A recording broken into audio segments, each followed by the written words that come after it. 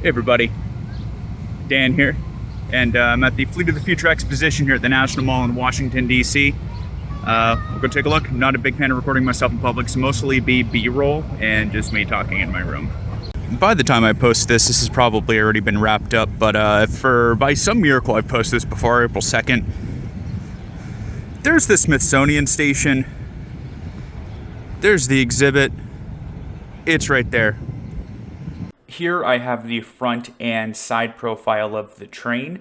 We're taking a look at the new 8000 series Metro trains, which are meant to be rolled out sometime either in 2026 or 2027. I've seen a lot of conflicting sources, so I'm not sure exactly when this is supposed to come out. They're being manufactured by Hitachi in Hagerstown, Maryland, which is probably about 50 miles or so from the DC area. So on the aesthetic of the train, it definitely is closer to a 7000 series train than the 6000 and older. The 1 to 6000 trains, I cannot tell apart at a glance, but they all have a very similar front to them, very similar side view, whereas the 7000s are all like this stainless steel looking hyper brutalist train. This one is a lot closer to the 7000 series, but it's still distinct. It has kind of a futuristic, almost Cybertruck sort of look to it.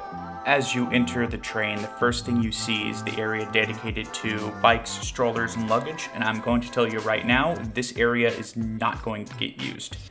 The reason being is because in order to use this, you have to do one of two things. The first one is you have to stand with the item that you're bringing with you. And if you're on a long metro ride, you're not going to do that. The second option is you can stay seated across from it and have it basically be open to theft, especially if you're not able to sit directly across from it. I'm not going to use that.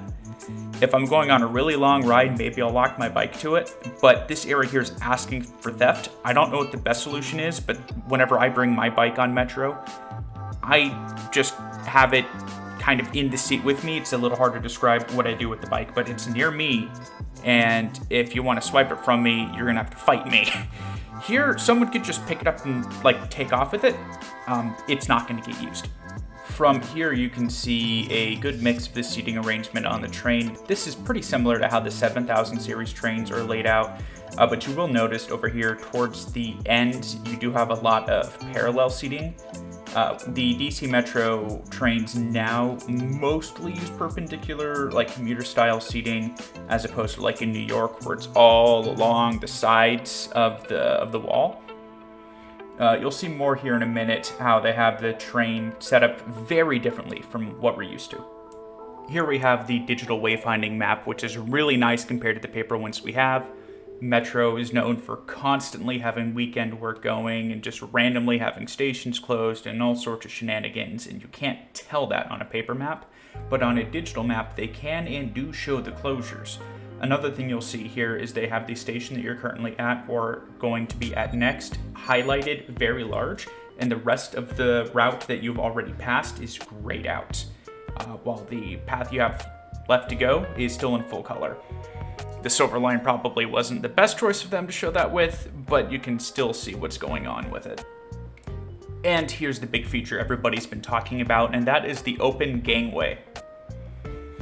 So on the trains we have now, if you want to go from one train car to another, you have two options. You either wait to the next stop and you skip out really quick and hope you have enough time to actually get to the next train car, or you can go through the emergency exit doors, which you're not supposed to do. It's dangerous and technically illegal. But with the open gangway designs, the train car, you can just walk from one right into another. Now, it is worth mentioning that the open gangways aren't going to go the entire length of the train. It's only going to be every coupled pair is going to be attached to an open gangway. So what that means is out of your 8-car trains, it's going to be every other car is going to be joined together. So it's really going to be acting more like in an 8-car train situation, like 4 really long cars.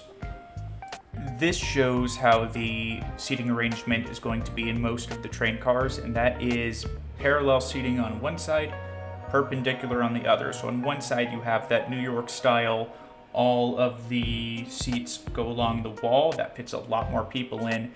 And on the other side, you have more of the perpendicular seating, which is more comfortable for a long journey. And considering that the DC Metro is kind of a U-Bahn in some ways that is very much appreciated. They also had a driver's cab available to go into. Worth mentioning, a bit late in the video, but this is just a mock-up. This isn't an actual train, and it's kinda sorta full scale. It's like the length of a full car train, but they have it cut up to show off the open gangway. So it's not like a real control panel in here, but I did sit there and pretend to drive the train for a minute. Fun fact, here on this list and map, it shows where various parts of the train and electric buses that we'll see here in a minute are being manufactured.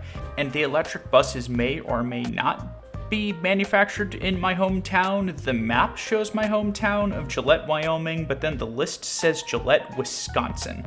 So I have no idea. The seats inside the mock-up train were fake. The real ones were outside. Compared to the 7Ks, these are pretty comfortable.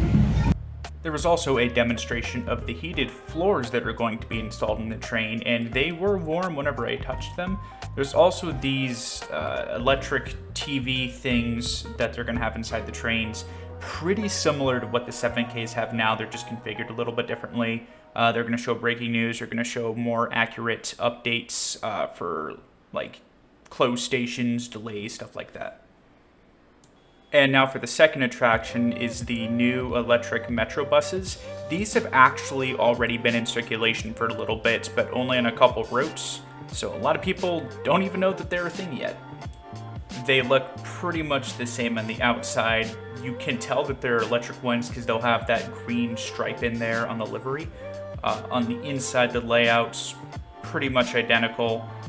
The only differences, and I couldn't even spot them, the guy kind of giving the tour showed me, is there are easily accessible electric outlets, which not all of the combustion engine buses have, and then they do have one of those similar to what they had on the trains. Little displays to show route delays, closures, stuff like that. The guy giving the tour was also like really into the pantograph mechanism that they use for charging, and for a moment there I almost thought that maybe they had some lines up over some things, that way it doesn't have to run off of a battery, but no, the battery operated. The pantographs are for charging.